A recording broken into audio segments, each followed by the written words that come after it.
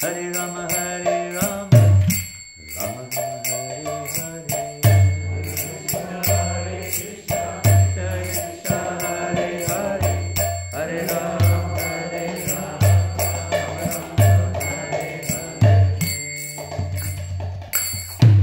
Prabhupada ki jai.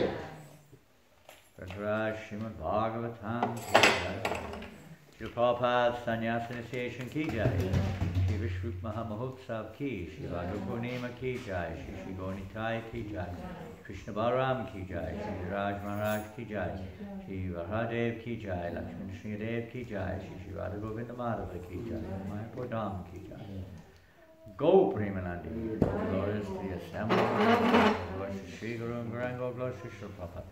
Namo Vishnu Padaya Krishna Dastai Bhutale Srimate Bhaktivedanta Swamiti Namane Namaste Saraswati Devi Gauravani Vacharine Navasesha Srinyavadi Pastichari Shatani. Om Namo Bhagavate Vasudevaya. Om Namo Bhagavate Vasudevaya. Om Namo Bhagavate Vasudevaya. Om Namo Bhagavate Vasudevaya. Om Namo Bhagavate Vasudevaya. Om Namo Bhagavate Vasudevaya. Hare Krishna. On this most auspicious occasion of Bhadra Purnima, and it's also the anniversary, of course, of Srila Prabhupada's acceptance of sannyas in 1959. Srila Prabhupada took sannyas, and the occasion of Vishrup Mahotsava, when Vishrup also took sannyas, and that was in, don't know the exact date. He left his body on 1509 Western calendar. No record of his date of sannyas, to my knowledge. But it was before that, obviously. And today is also Bhadra Purnima. Tomorrow is the first day of the third month of Chaturmas, and today is the Purnima, full moon. And this is, of course, as probably most of you, if not all of you, are knowing, that this is the most auspicious day to give to Srimad Bhagavatam, or distribute Srimad Bhagavatam. We don't have golden thrones here, I'm afraid. Although we'd like to have had, but we didn't get it together. Our golden throne assistant didn't show up this morning. So, anyway, you have to see beyond their vision. There's a beautiful song of Mangalananda. I don't know if you ever heard of Michael Cassidy, Mangalananda, who used to be famous in the 70s. Many beautiful songs, Change of Heart, Govinda, different songs. There's one song which is recently sung. We had 3 school buses that were tuckered out and old. In a parallel world there were chariots made of gold. Nice song. He was talking about the Radha Damodar party. He was on the Radha Damodar famous Sankirtan party. They had 3 old buses, school buses. Tuckered out means like fixed up, made up. They were old, but they kind of did them up. And he was singing, in another world, the spiritual world, they are chariots made of gold. Nice, huh? Nice song. Called Looking for the Bliss. Well, Prabhupada came to the Western world to give happiness, to give real bliss. Unfortunately, we're still attracted to the gold and glamour of this material world of Maya, the glitter of Maya. They say that all that glitters is not gold. But in the material world, people are enamored by the material language. Someone can translate into French. Is there anyone here who's expert at translation? Mice is sitting without translation. Well, yeah, but who can translate? You can translate, Eleanor? Eleanor? You're good in French and English. You're good in English. You'll become a BBT translator in the future, okay? Join the BBT team in the future. So, Srila Prabhupada particularly came to the Western world to create a revolution. A revolution. Not the normal kind of revolution that perhaps most people would envision. Change of physical power, change of physical policy. But a real revolution, huh? A real revolution. And that revolution is a much, much deeper and permanent one. It's a change of consciousness. Of seeing everything as Krishna's.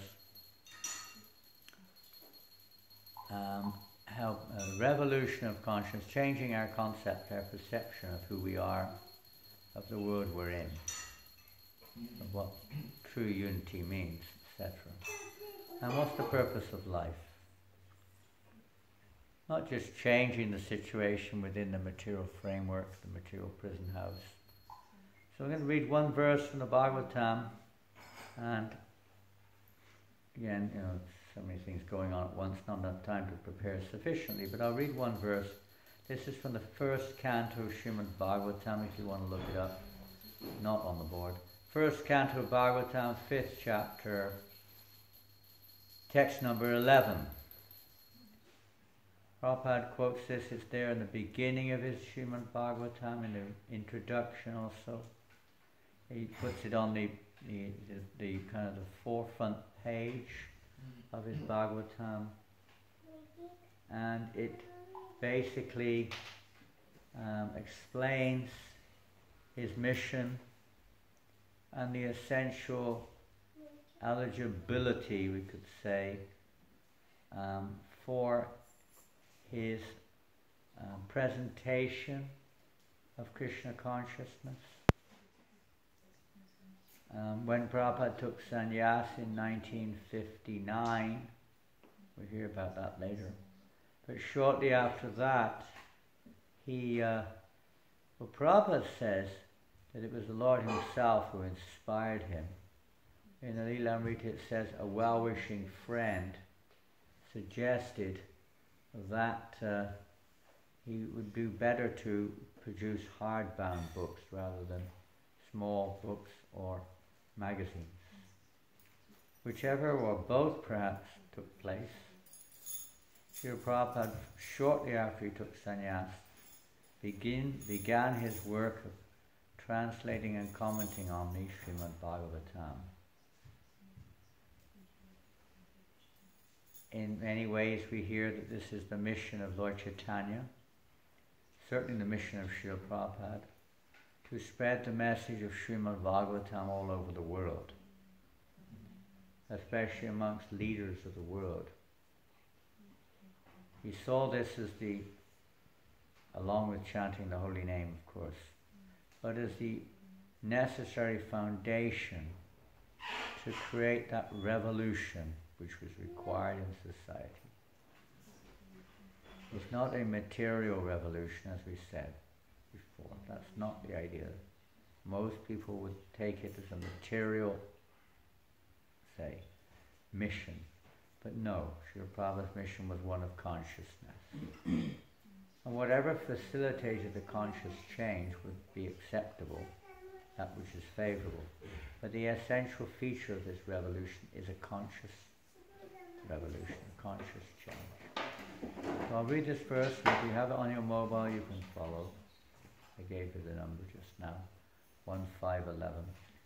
Tadvag visargo janataga viplavo.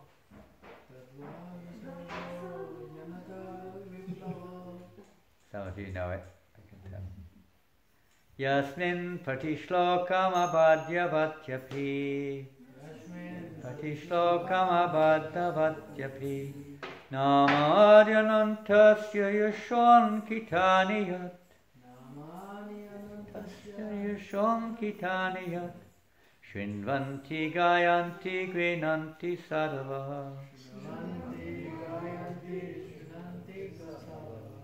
Tadvag Vishargo Janataga Viplavo Yasmin Pradishlokam Abaddavatyapi Namanyantasya Yashon Kitaniyat Srinvanti Gayanti Grinanta Sadhava.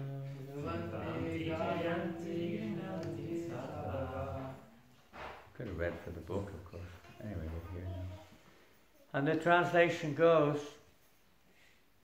this is the instructions of Narada Muni, by the way. In one sense, the springboard for the manifestation or the appearance of Srimad Bhagavatam were the instructions given by Narada Muni to Vyasadeva.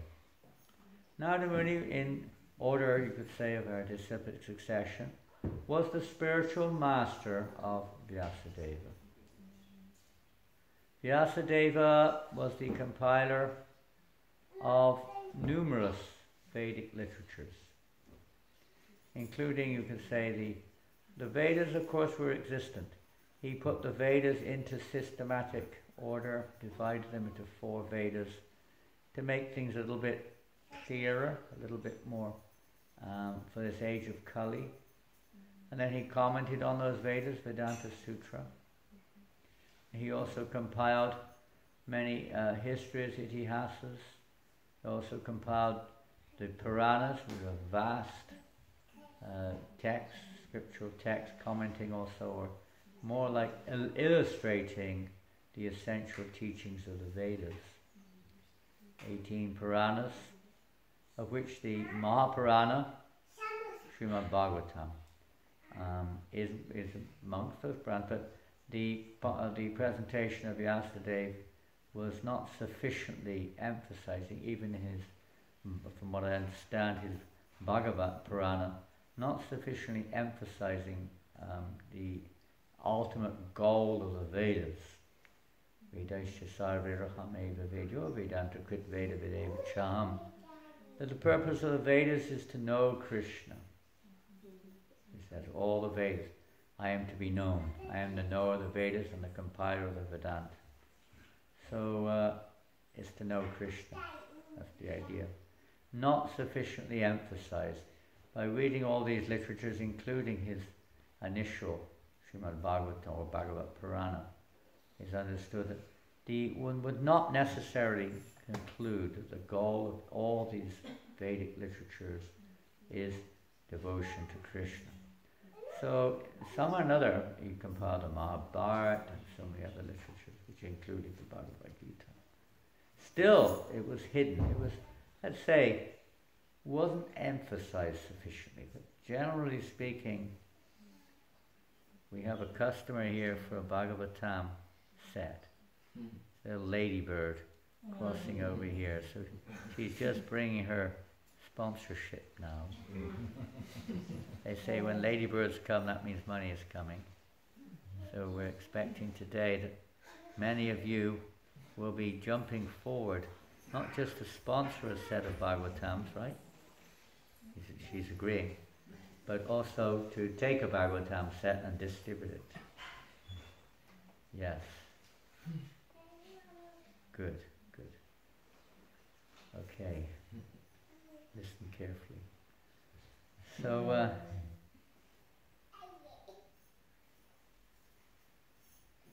were we? That the Bhagavad Purana had been... Yes, yes. So Narada Muni, seeing Vyasadeva in a distraught or somewhat incomplete state of mind, he felt something was missing. Can you imagine he's compiled everything, which included the Bhagavad Gita, tucked away in the Mahabharata. Something was missing. Feeling undone, Prabhu, he said. Feeling undone? After having compiled all the Vedas and itihasas and the Puranas and so on, still you're not satisfied? And he pointed out why. Because you've misled people in the name of the Vedas. They will start thinking that all the gods are one, They'll worship demigods. They'll think that liberation is the goal of life. They'll think that some kind of compromised worship of Godhead is the goal of life. You haven't emphasized the actual purpose of life. That's why you're not feeling satisfied. You've compromised it. Now you must, in your meditation, you must compile the complete Srimad Bhagavatam for the welfare of all living entities. And that's where it sprang from. On the other hand, the translation of the verse we chanted just now. On the other hand, that literature, which is full of descriptions of the transcendental glories of the name, fame, forms, pastimes of the unlimited Supreme Lord, is a different creation, full of transcendental words directed toward bringing about a revolution in the impious lives of this world's misdirected civilization. And the reason Prabhupada took sannyas is for this reason, to dedicate his life more effectively to this purpose, to create a revolution in the impious lives of the world's misdirected civilization. You can see that in his constitution or incorporation document for ISKCON, to correct the imbalance in society and to bring about unity and peace in the world. Such transcendental literatures, even though imperfectly composed, are heard, sung and accepted by purified men who are thoroughly honest. I'll just read, I'm not sure how long the purport is. Read it if it's not too long. Well, I don't know if I should read it or not.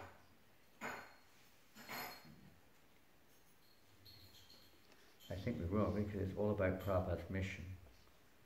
His taking of sannyas was not just for the sake of taking sannyas, but it was to facilitate the mission which he had been given, of course, by his spiritual master, which was to preach Krishna consciousness, specifically in the Western world, in the English language. Any language. I was listening last night to Srila Prabhupada. I just pressed the buttons on my box and on came Prabhupada's arrival address here when he first came to New Mayapur. It's funny, I didn't know. Pressed the buttons. On came Prabhupada's arrival address in 1975, August, when he first visited New Mayapur. And he was just talking there in that, where are we going now? Arrival address now. I'm rather tired for various reasons, but I've forgotten my thread of thoughts, unfortunately. But Srila Prabhupada gave a very wonderful arrival address. Oh, and he spoke, I don't know if many of the devotees could understand English. I don't know, 1975. But Prabhupada just talked normal. He just talked in English, which was no, maybe some, like we're having here, translation, but he just spoke in English.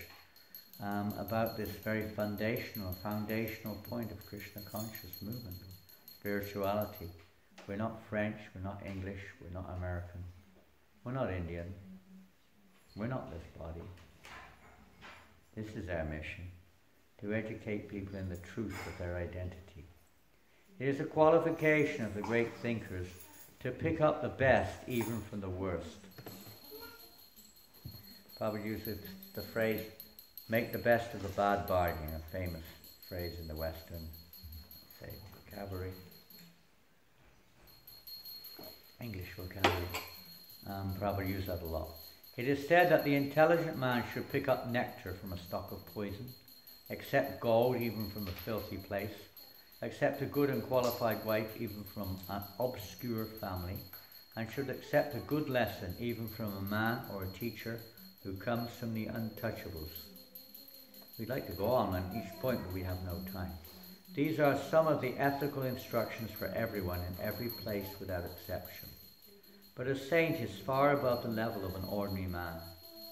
He is always absorbed in glorifying the Supreme Lord, because by broadcasting the holy name and fame of the Supreme Lord, the polluted atmosphere of the world would change. Simple. Broadcast the glories of the holy name and fame of the Supreme Lord. The world's atmosphere will change. And as a result of propagating the transcendental literatures like Srimad Bhagavatam, people will become sane in their transactions. While preparing this commentation on this particular stanza of Srimad Bhagavatam, we have a crisis before us. Our neighbouring friends, China, has attacked the border of India with a militaristic spirit. We have practically no business in the political field. Yet we see that previously there were both China and India, and they both lived peacefully for centuries without ill feeling. The reason is that they lived those days in an atmosphere of God consciousness. And every country over the surface of the world was God-fearing, pure-hearted and simple. And there was no question of political diplomacy. There is no cause of quarrel between the two countries, China and India, over land which is not very suitable for habitation. And certainly there is no cause for fighting on this issue. But due to the age of quarrel, Kali, which we have discussed, there is always a chance of quarrel. You could have got the book and just read it, couldn't you? It's a bit late now. We could have just brought the French Bhagavatam and read it. But anyway, I'm sorry, it must be difficult to translate like this. There is always a chance of quarrel on slight provocation. And you all know how that's so easy, huh? Little thing and we quarrel, isn't it? Argue with each other, shout at each other, do politics towards each other over small things. This is due not to the issue in question. Now this is a very important point. This is due not to the issue in question, but to the polluted atmosphere of this age. Did you hear that? In the Induleka, you may need a translation. Eleanor, is you okay? You can understand okay? Good, good. This is due not to the issue in question, but to the polluted atmosphere of this age. That doesn't let us off the hook. You know that saying? It doesn't mean, oh, it's nothing to do with me, Prabhu, that I shouted at you and blasphemed you. It's the age of Kali. It's nothing to do with me. It's the polluted age. We can justify like that, but we have to change. The revolution means change. It doesn't mean we just accept our lot, so to speak. We have to make a change. Systematically, there is propaganda by, I don't know if you have the book here, first canto in French. It's the 5th chapter of the first canto, text 11. Maybe you've already got it there. And you have to try to find it. I don't know how you're going to find it. It's somewhere down the purport.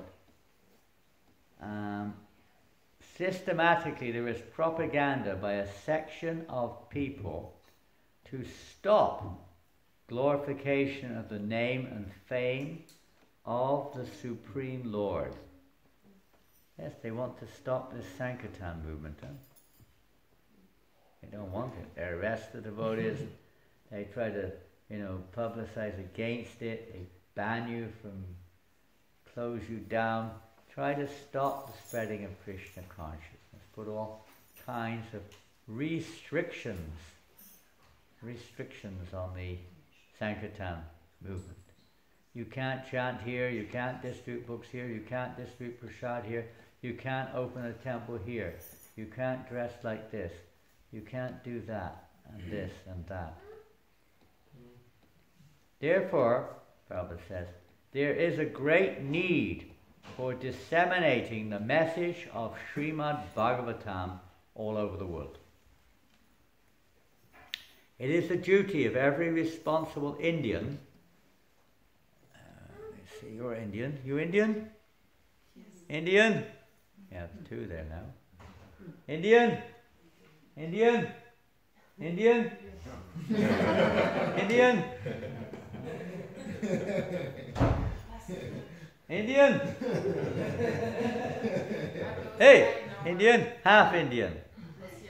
Huh? Oh, Indian? Half Indian?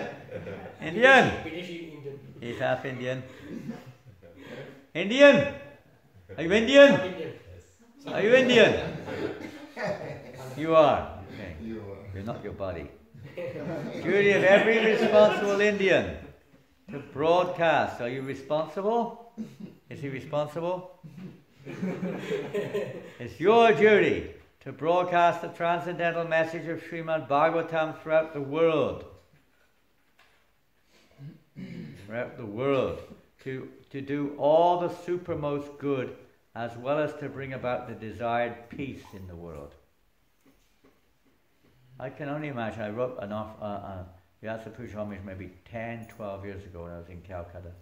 Just seeing all these young Indian brahmacharis growing up. If only they could just go all over the world and preach. And the few that do go, 99% of the time, they just go, in English we say they sing to the choir. They go to all the Indian families and preach. Isn't it? Prabhupada didn't do that. He didn't do that at all. In fact, he told Brahmananda, and he wasn't the only place he said that, by the way. He said, do not preach to the Indians. Don't invite them to the temple. He said that in Kenya. They will come anyway. You don't need to invite them. You invite them, they think they're privileged. They'll try to control the scene. You're depending on us. Don't do that. We're here to preach to the blacks. That was Prabhupada's words.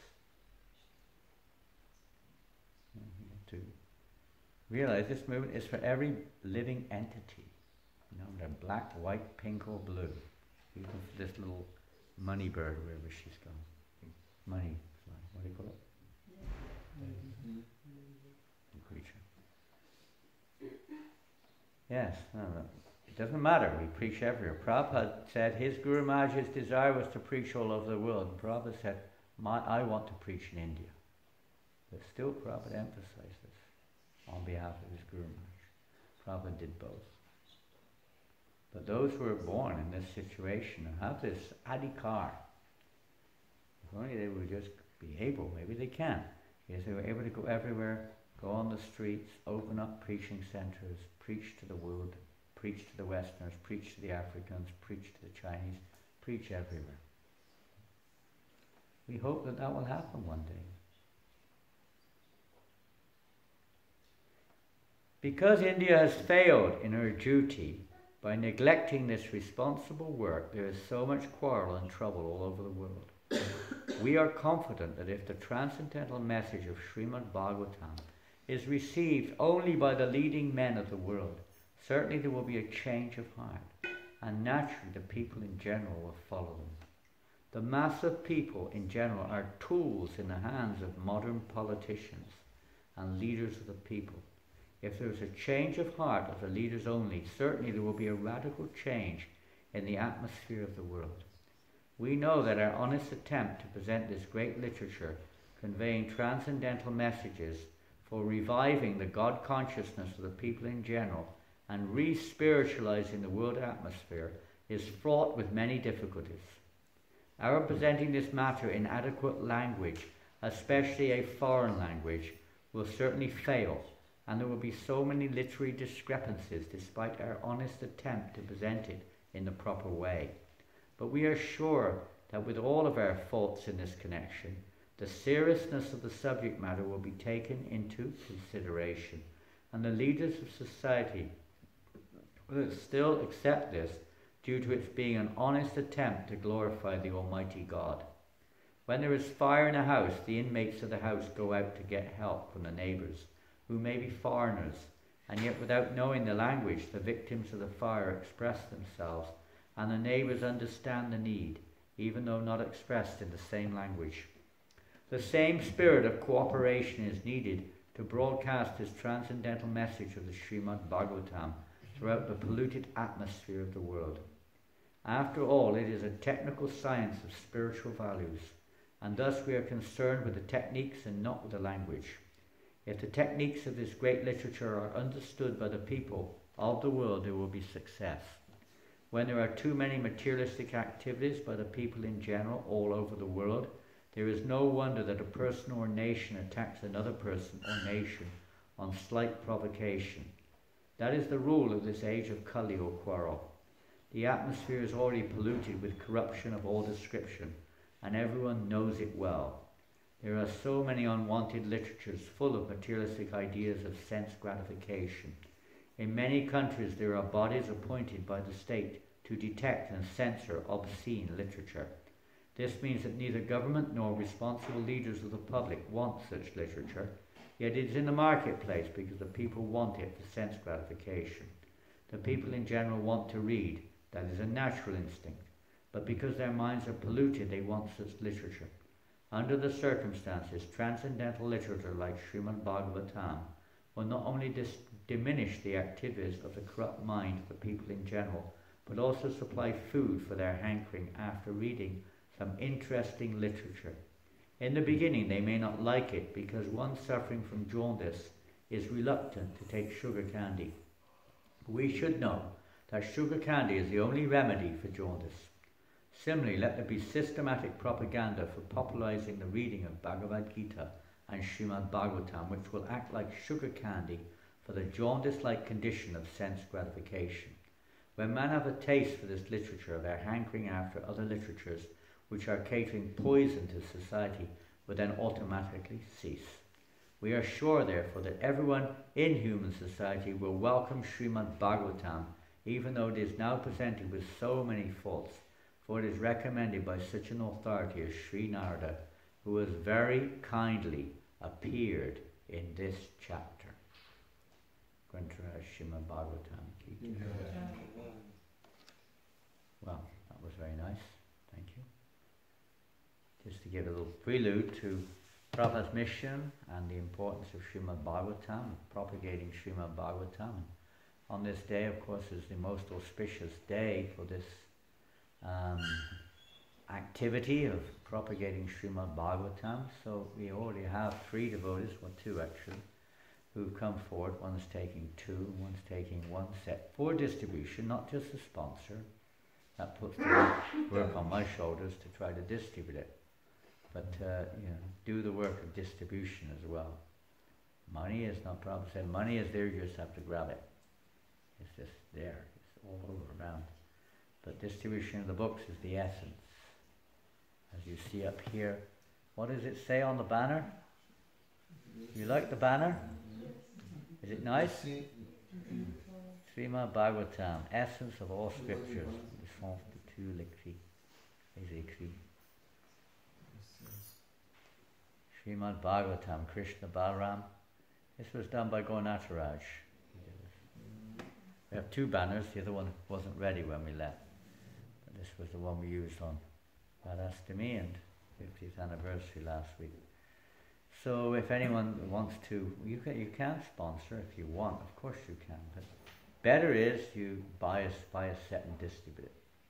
It's the best thing. As the 3 devotees or 2 devotees today are planning, I believe are planning to do. Is that right? Is that right, Gandharvika? Correct or not?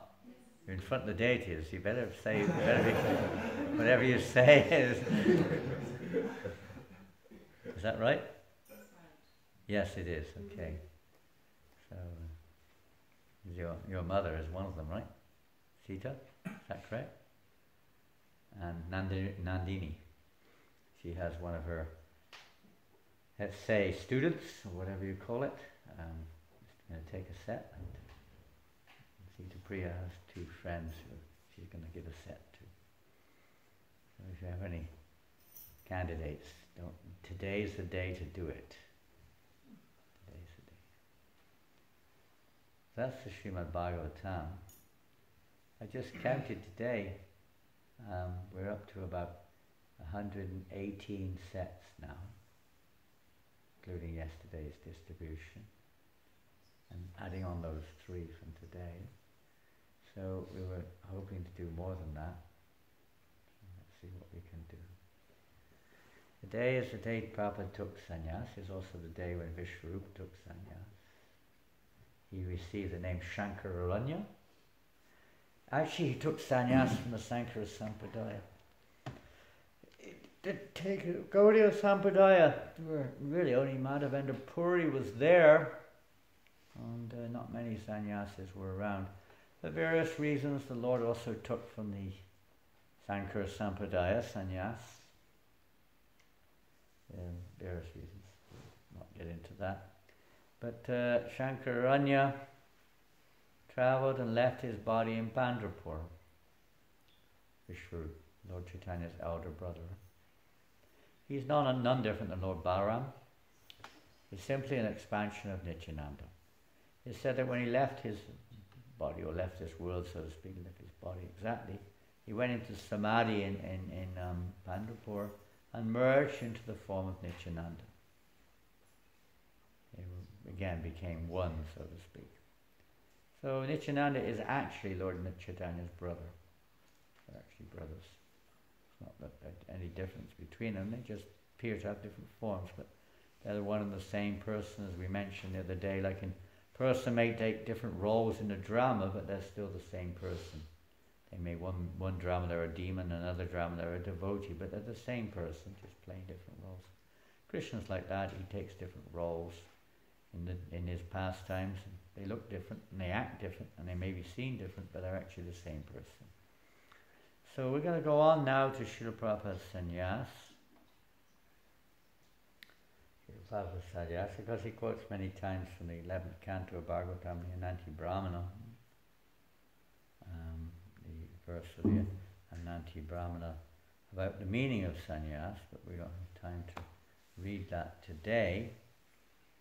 But we're going to read now about Srila Prabhupada's, because our time is short, just go straight into his taking of sannyas on this day in 1959. So that's, what, how many years ago is that? 64? Mm-hmm. 64 years? 64. Auspicious 64 years ago. So I've just picked out a few sections from the Prabhupada Lilamrita to read. Srila Prabhupada said, "My Guru Maharaj ordered me, you do this." Now we're going back a little bit. This is not actually directed towards sannyas directly. It's towards the mission. And the Bhaktisiddhanta Maharaj ordered Prabhupada to take up this mission of preaching Krishna consciousness all over the world. "My Guru Maharaj ordered me, you do this, but I thought, let me first of all become a rich man. If I were a rich man, then I shall do." In the beginning, I was thinking, Prabhupada was thinking, now my godbrothers have taken sannyas. They are begging from door to door. Why shall I beg? Let me earn money and start Krishna consciousness. Prabhupada was thinking like that in the beginning. You could do business, make a lot of money, spread Krishna consciousness. But Krishna had another plan. Again and again, Prabhupada's businesses, sometimes they looked like they were going to prosper. Sometimes he appeared to be doing very well. And then Krishna would do something and it would collapse. Someone would cheat him, someone robbed him, different things. It didn't seem like it was Krishna's plan. One night, now this is 1945, Prabhupada's still doing business. 1944, Srila Prabhupada began his back to Godhead. It was still, the war was going on. A great difficulty, Prabhupada managed to get a couple of publications of Back to Godhead out. Very simple tabloid, they call it, just a sheet of paper, black and white. But he produced a couple of his magazines, which he called Back to Godhead. Oh. But then money wasn't sufficient to keep everything going. Again, he had problems with business. He had to stop for a while. One night, Prabhupada had an unusual dream. Srila Bhaktisiddhanta appeared before him, beckoning him. This is 1945 now. He was asking Abai to leave home and take sannyas in 1945. Abai awoke in intensely emotional state. At that stage, this is Prabhupada's words, so it sounds unusual. How horrible, Prabhupada. Prabhupada may have expressed it like that. Sometimes expressed it, not that it was horrible necessarily in the same way. He knew it was not an ordinary dream, yet the request seemed so difficult and unlikely. He has a family. Take sannyas. At least it was not something he could do immediately. Now he had to improve the business. And with the profits he would print books. He went on with his duties, but remained shaken by the dream.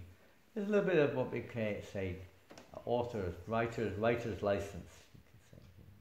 But describing the scene, maybe not exactly, but more or less, as we heard before, sometimes imperfectly composed. But the principle is there. The Prabhupada had this dream, Bhaktisiddhanta Maharaj ordered him to take sannyas. Prabhupada thought, it's not now, it's not possible.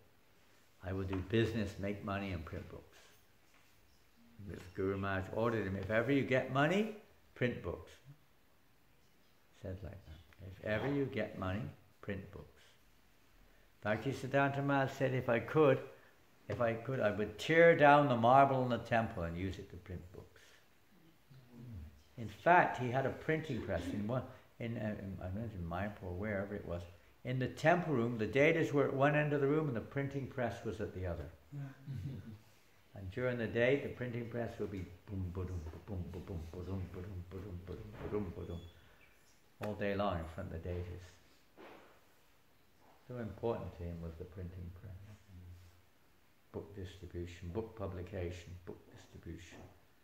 Changed the world. When I was in Kenya, in Africa, in the 70s, we were printing some Swahili literatures, and we were dealing with this Scottish man. He was still the manager of this printing press, big press there in Nairobi. He was printing out literature for us in Swahili. And he was very much in, of course he was very happy that we were printing. And he said that, he told me one time, he said that Karl Marx, you've heard of Karl Marx? Mm-hmm. Karl Marx said, I will conquer the world with 26 metal soldiers. Mm-hmm.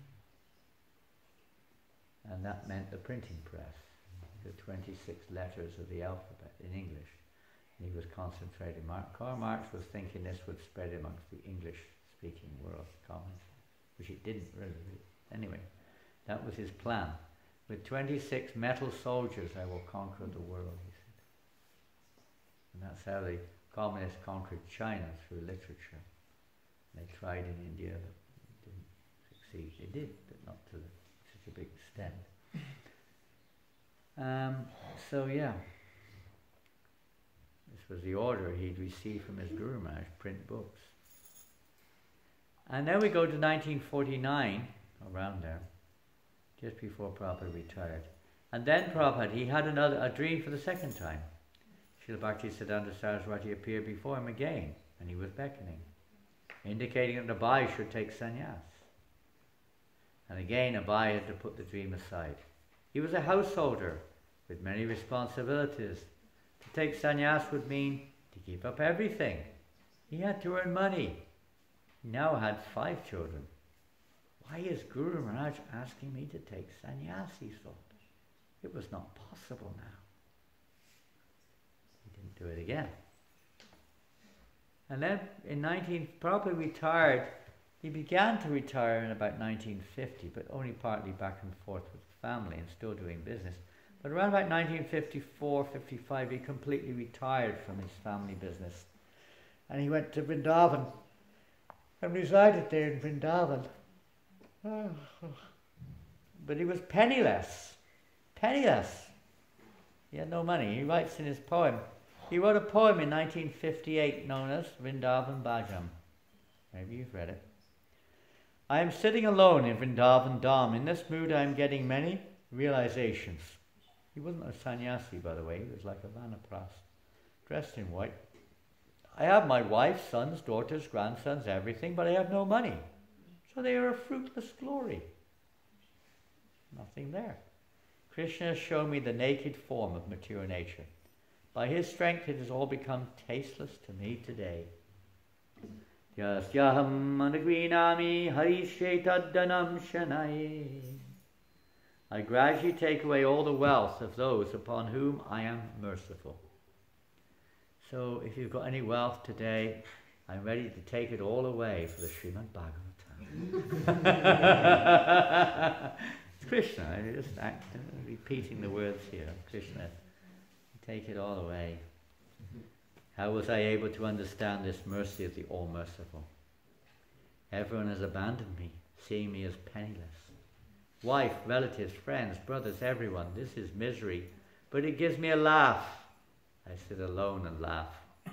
In this Maya Samsara, whom do I really love? Where have all my loving father and mother gone to now? Where are all my elders, who were my own folk? Who will give me news of them? Tell me who. All that is left of this family is a list of names. That's what it's all, just simply names.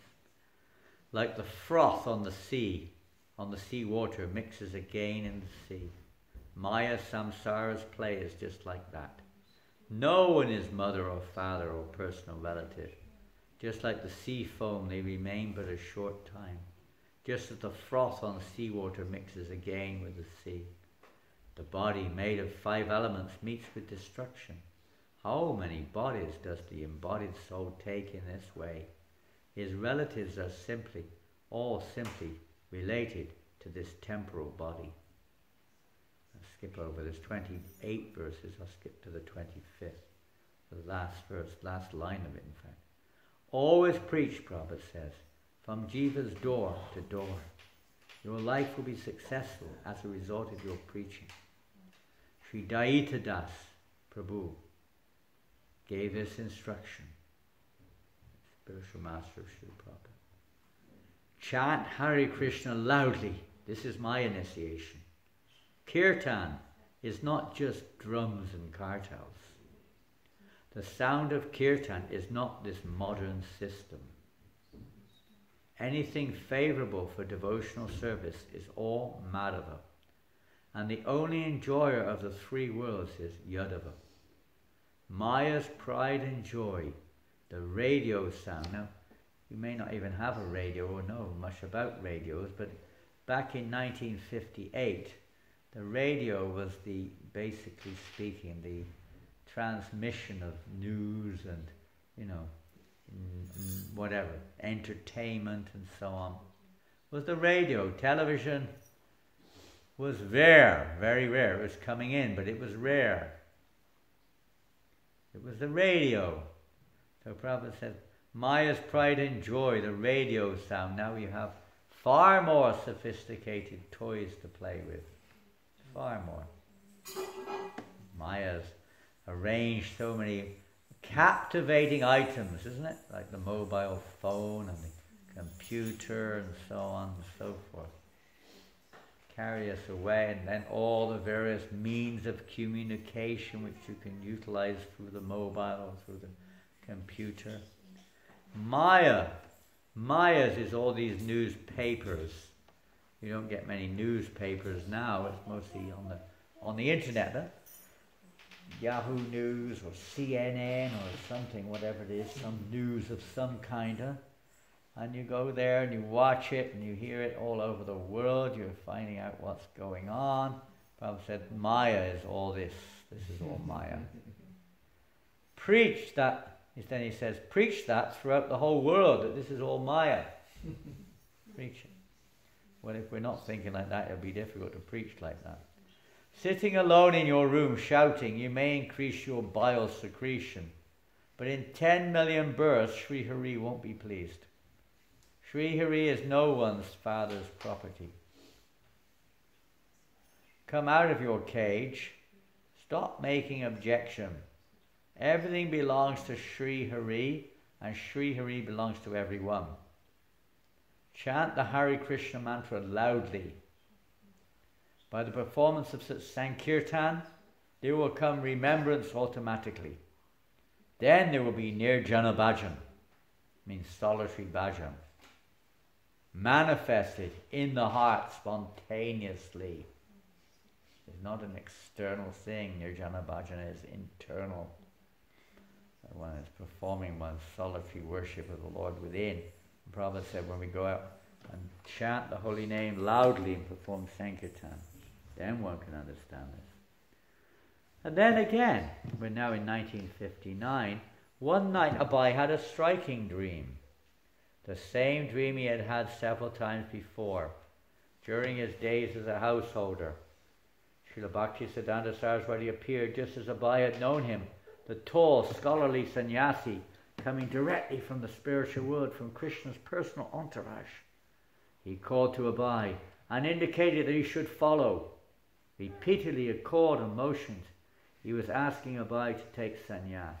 Come here, become a sannyasi. Abai awoke in a state of wonder. He thought of this instruction as another feature of the visional instruction of Bhaktisiddhanta Saraswati had given him at their first meeting in Calcutta. That was in 1922. And we had the great privilege this year. Mahananda Prabhu was with me. I don't know if anyone else here was with us.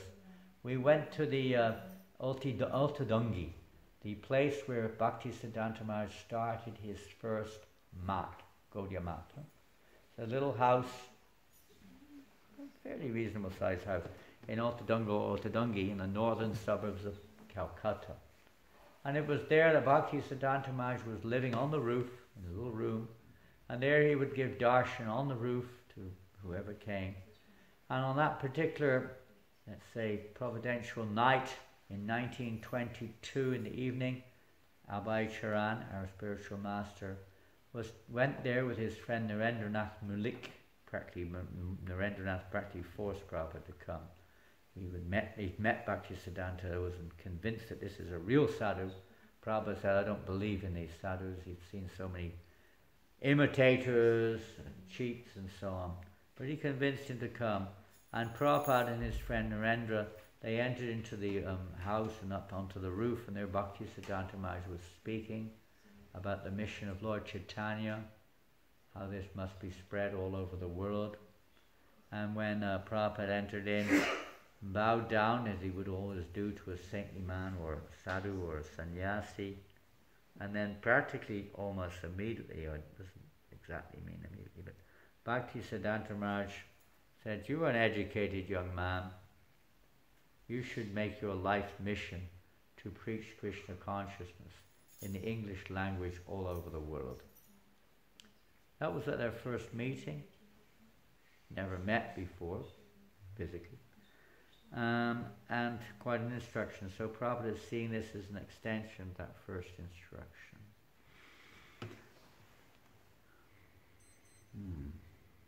Become an English preacher and spread Krishna consciousness throughout the Western world. Sannyas was for that end.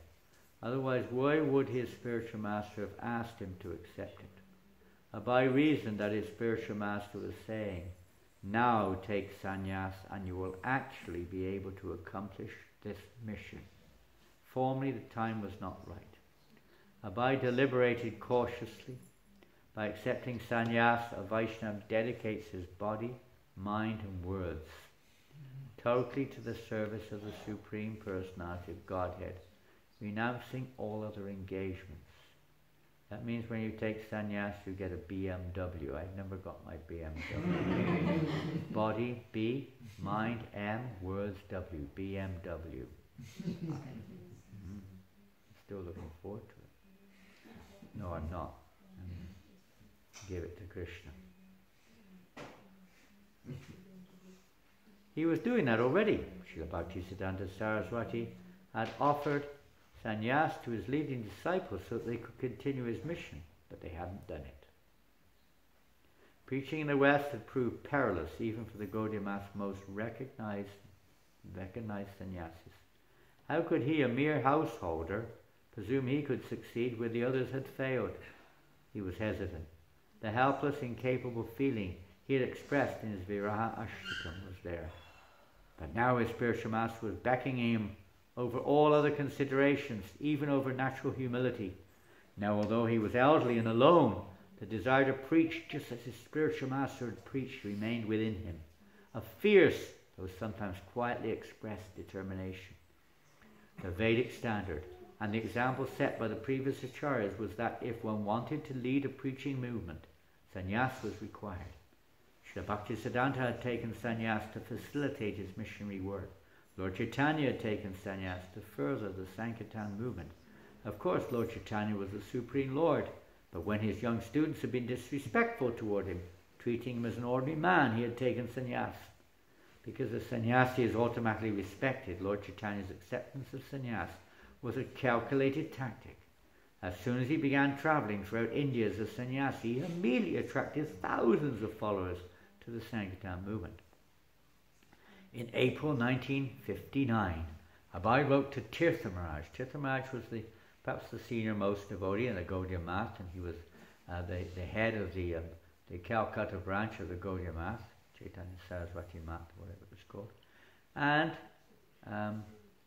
inquiring about sannyas. So Prabhupada thought, let me approach him first, as well as about the Chaitanya Math printing some of his manuscripts. He thought, they would be able to print. He was writing various manuscripts on Gita and this and that at that time. And he thought, let me first of all go there, and maybe they will also help me to go to the Western world and fulfill my Guru Maharaj's instruction to me. But there wasn't much luck there. Tirtha Maharaj was in a different mood. He said, first of all, you join the mat, and if we think it suitable, we might consider sending you overseas, but you must know that now things have changed. It's not very easy to preach overseas. Now everything's done on television in America. Television was coming in. There's no more conferences as there were previously, and so on. He was making various excuses, and he said, we have so many books to print. We will consider it in front of our publication department. They had a committee, and see if they approve of what you've written, and we might consider printing some of your works if we do. And so on. But the first duty is you must surrender to the mat and come and live here. We have nice airy rooms. You can have a nice room, and we will give you all nice comfortable conditions. Prabhupada wasn't very inspired by his suggestion. Maybe, might, in the future, and so on. No, Prabhupada became a little bit, maybe not for now. But anyway, Abai next turned to Keshava Maharaj in Mathura, another of Bhaktisiddhanta Maharaj's disciples who was a sannyasi. And Keshava Maharaj told Abai to take sannyas immediately. After corresponding with Tirtha Maharaj, Abai had felt some uncertainty about accepting sannyas. And now that he was being encouraged so strongly, he resisted. It's like that sometimes. Someone tells you to do it, you resist, even though you want to do it. But Keshava Maharaj was insistent. Srila Prabhupada said, I was sitting alone in Vrindavan, writing. My godbrother insisted to me, Bhaktivedanta Prabhu, you must do it. Without accepting the renounced order of life, nobody can become a preacher. So he insisted. Not that he insisted, practically my spiritual master insisted. He wanted me to become a preacher.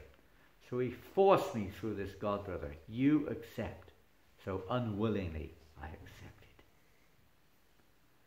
So now we go to the event itself. Keshava Gaudiya Math was located in the midst of one of Mathura's downtown bazaars. Its main entrance, an arched doorway, led into a courtyard, open to the sky through a metal grating above. Have any of you been there? Anyone? You've been there, Ananga? You've been there a few times. The architecture was similar to that of the Vamsi Gopalji temple, which was where Prabhupada was actually staying at the time in Vrindavan. He only moved into the Radha Damodar temple in 1962. But for most of the time he was in Vrindavan, he didn't stay at the Radha Damodar, he stayed at the Vamsi Gopalji temple. The atmosphere was secluded, as in a monastery. Abai was a familiar, welcome figure here. He had lived here in the Keshava Gaudiya Math. He probably stayed there for quite some time, actually, in the 50s, before he went to Vrindavan. He'd written and studied in the library here. He edited the Gaudiya Patrika, and with the literature they were producing there, and donated the deity of Lord Chaitanya, who stood on the altar besides the deities of Radha and Krishna, Shri Radha Vinoda Vihariji. But the visit during September of 1959 was not an ordinary one. He entered the mat dressed in white, Abhay Babu, but he would soon be leaving dressed in saffron as Swami. Abhay had been living as a renunciate for 9 years. There was no need for him to observe a ceremony or to proclaim himself a sadhu by changing to saffron dress. But it was the Parampara system. A man take Pradandi Sannyas at the end of his life. He was aware of the cheating sannyasis. Even in Vrindavan he had seen so-called sadhus who did not preach, but simply spent their days hunting for chapatis. And you see them.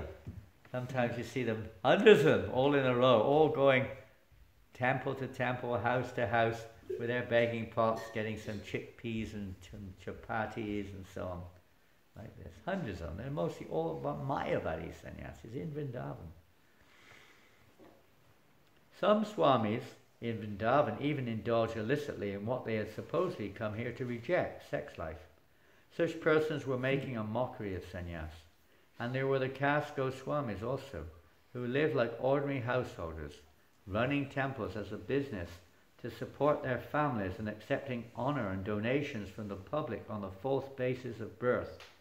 It's called caste Brahmanism, running the temple. The caste Gosais who own the temple. It's family hereditary, and they just live on the donations that come in. Abhay knew of these abuses of sannyas, but he also knew the real purpose of sannyas. Sannyas was for preaching. On the morning of September 17th, 1959, in the 50 by 25 foot deity room on the second floor of the Keshivji mat, a group of devotees sat before the deities of Radha Krishna and Lord Chaitanya. The deities were colourfully dressed in royal clothing and silver crowns. Radha ran his right hand, face palm forward, in benediction for the worshipper. I don't know if that's 100% what it was like, who knows? That's what is written. I mean, presumably that was also on the Purnim day, Bhadra Purnim day. So traditionally we dress the deities in white on Purnim, is that right? Any pujaris here? I don't need to be a pujari to know that is what they normally do. Radha ran his right hand, face palm forward, in benediction for the worshipper. At her side, her left hand held a flower for Krishna. Krishna stood like a dancer, placing his right leg in a casual tiptoe pose before his left, playing his long silver flute, which he held gracefully to his red lips. His long black hair reached down past his shoulders, and the garland of marigolds around his neck reached down to his knees. On his right stood the deity of Lord Chaitanya, his right arm raised, left arm by his side. His body straight, feet together. He was a soft golden colour, and he had large eyes, a well-formed red mouth, and straight black hair down to his shoulders. One level below the deities were pictures of the spiritual masters in disciplic succession. Jagannath Das Babaji, Bhakti Vinod Thakur, Gaur Kishore Das Babaji, Bhakti Siddhanta Saraswati, Bhakti Bhagan Keshav Maharaj, disciple, and was the Mahant, or the head of that particular temple. Abhay sat on a mat of kusha grass besides 90-year-old Sanatan. There was another devotee there, Bhakti Siddhanta Maharaj's disciple presumably, who was 90 years old, taking sannyas also. Sitting opposite the two candidates, Narayan Maharaj, Keshava Maharaj's disciple, prepared to conduct the ceremony of mantras and offering of grains and ghee into the fire. Akinchana Krishna Das Babaji, Abhay's godbrother, known for his sweet singing, played mridanga and sang Vaishnava bhajans. Sitting on a raised asana, His Holiness Keshava Maharaj presided. Since there had been no notices or invitations, only the mat's few residents attended. Narayan Maharaj chanted the required mantras and then sat back silently while Keshava Maharaj lectured. Then, to everyone's surprise, Keshava Maharaj asked Abhay to speak. Abhay had not expected this. As he looked around at the gathering of devotees, he understood that the common language was Hindi. Only Keshava Maharaj and a few others spoke English. Yet he knew he must speak in English. After Abhay's speech, each initiate received his sannyas danda, the traditional head-high staff made of 4 bamboo rods bound together and completely enwrapped in saffron cloth. They were given their sannyas garments, 1 piece of saffron cloth for a dhoti, one for a top piece, and 2 strips for underwear. They also received tulsi neck beads and the sannyas mantra. Keshav Maharaj said that Abai would now be known as Bhaktivedanta Swami Maharaj, and that Sanatan would be Muni Maharaj. After the ceremony, the 2 new sannyasis posed for a photo. And you've probably seen that photo in the Prabhupada Lilamrita. You can see it in Prabhupada's room in the Radha Damodar temple. It's available here and there. After the ceremony, standing on either side of their sannyas guru, who sat in a chair, Keshav Maharaj did not impose any strictures on Abai. He simply encouraged him to go on preaching. Yet Abai knew that to become A.C. Bhaktivedanta Swami did not mean merely that he was giving up family, home, comforts and business that he had done 5 years ago, changing from white cloth to saffron cloth, from Abai Babu to Bhaktivedanta Swami Maharaj had a special significance, and it was a mandate he required, the irrevocable commitment. Now it was only a matter of time before Bhaktivedanta Swami would travel to the west as Bhaktisiddhanta Saraswati had ordained. This was Bhaktivedanta Swami's realization of his new sannyas status. The Gaudiya Patrika's account of the sannyas initiation included a biographical sketch of Sri Srimad Bhaktivedanta Swami Maharaj. Listing the major events of his life, the article concluded, seeing his enthusiasm and ability to write articles in Hindi, English and Bengali, Bhaktisiddhanta Saraswati Maharaj gave him the instruction to take Tridandi sannyas. For nearly 1 year he had been ready to accept sannyas. In the month of Bhadra, on the day on which Vishwarup accepted sannyas, Bhaktivedanta Swami at the Sri Keshavaji Gaudiya Math accepted sannyas from the founder of the Vedanta Samiti, Bhakti Pragyan Keshava Maharaj. Seeing him accept his ashram of renunciation, seeing this pastime for accepting the renounced order of life, we have attained great affection and enthusiasm. Jai Srila Prabhupada ki jai. So, come and see me if you have any, you want to participate in this last day of the Bhadra Purnim in some way or another to help see that Srila Prabhupada's mission, his Srimad Bhagavatam, his life and soul. I was looking at many quotes last night where Prabhupada was saying, way back even in 1972, he was saying, now I have formed the GBC. Please do not keep coming to me with these questions. Go to the GBC. I want to stay in one place and concentrate completely on finishing Srimad Bhagavatam. We never did it. Prabhupada didn't get to finish the Bhagavatam himself. But if we had been able to, he would have finished the Bhagavatam himself, for sure.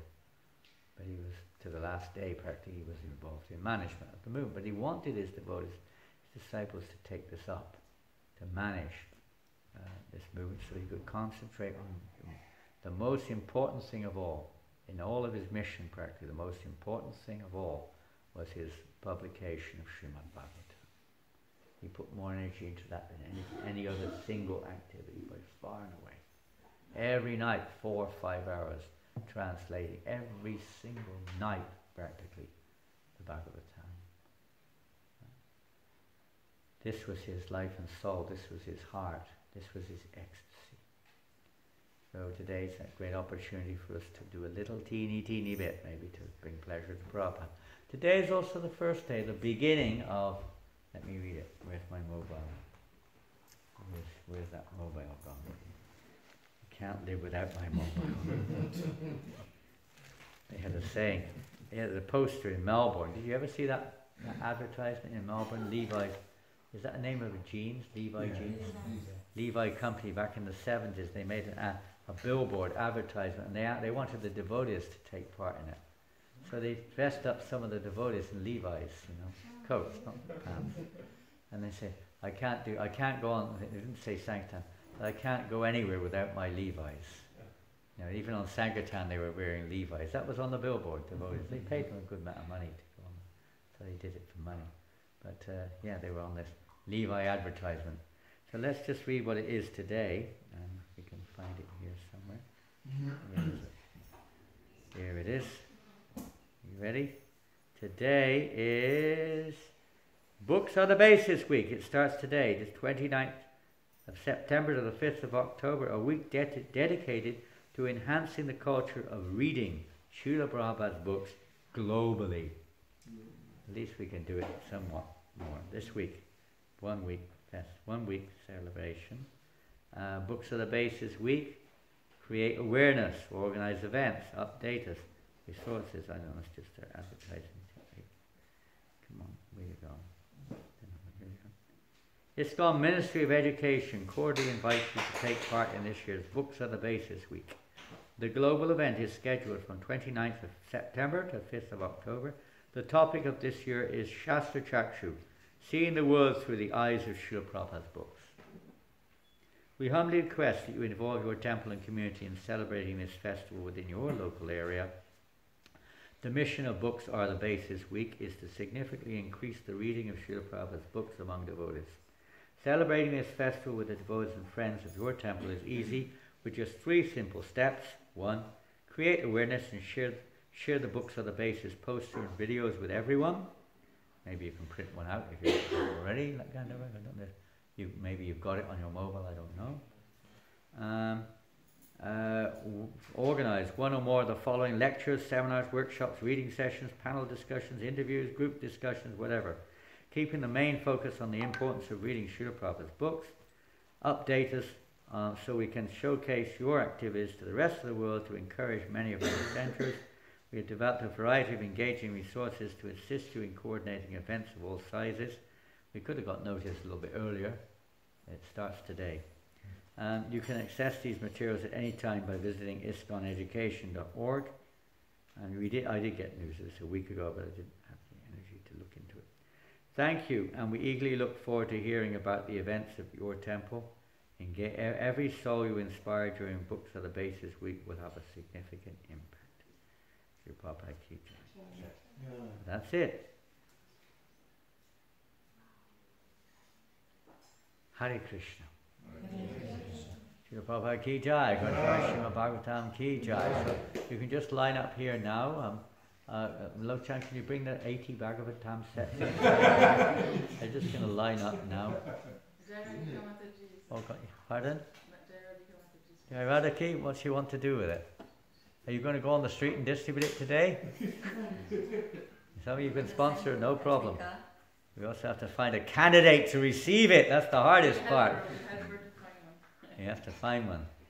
I've got 21 sponsors now without any to try to distribute to. But no, the more the merrier. The more the merrier, we could say. Please do. You are most welcome. Thank you so much, Jagadika. So we'll be here around about. I'll be in the reception room if anyone's interested in taking part in the Bhadra Purnim last official day today. We will carry over 1 or 2 more days to the Sunday probably. We'll leave this poster, if it's okay with everybody, on the grill, on the frame here, and the books on the altar. Maybe we have to move them today, but otherwise the poster will stay up there on the grill. What do you call it? Grill? Yeah, frame. Okay. Hare Krishna. Come on, you don't be you miserly Englishmen. Rich men from London. Rich Londoners. Everyone in London. The streets of London are paved with gold. I heard that. You must have brought some gold over with you. We poor French people over here. We've even got poor Indian person here. We're all beggars. We are the beggars. This is beggar down. Beggar down. The Bhaga. Most fortunate. Bhaga, not beggar. Bhaga. Subhaga. Bhaga? Bhaga. What's that mean? Bhagya. Bhagya means good fortune. Good fortune. Auspicious. Very auspicious. Bhagya. Oh, Bhadra. Today is Bhadra. What does Bhadra mean? Bhadra is also same type of thing. Good fortune. Good fortune. Bhadra. Most auspicious. So most auspicious day to give some Danya to the beggars. We'll use it for Bhagavatam, don't worry. Africa. Anyone wants to go to Africa, just let me know. I'd love to go. French Africa? I don't think it's French, I guess. Yeah, well, we're air links are only with French Africa. We have to contact the British Africa for English Africa. But a little bit later. I'm not joking. Lots of Yeah. French Africa. Preach in Congo. We can give you a boat to go up the river Congo to preach. You can row up the Congo. Sets of Bhagavatams in French on the back of the boat. Every village, every town and village. Huh? Here's a candidate here. He looks like a Congo man. You can take your bongo to Congo. Take your bongo to Congo, okay? Make everyone deaf in Africa. Yeah, they like the bongo in Congo. You should come with us with your Medinga. That's Africa. You can go bongo in Congo. Srila Prabhupada ki jai. Srimad Bhagavatam ki jai. Hare Krishna. Chitralila here? No. She's not here. Huh? She dressed the date. I know, I was in the other one. I should be very busy today. I got her key, that's why I'm asking. I don't think that's ours, is it?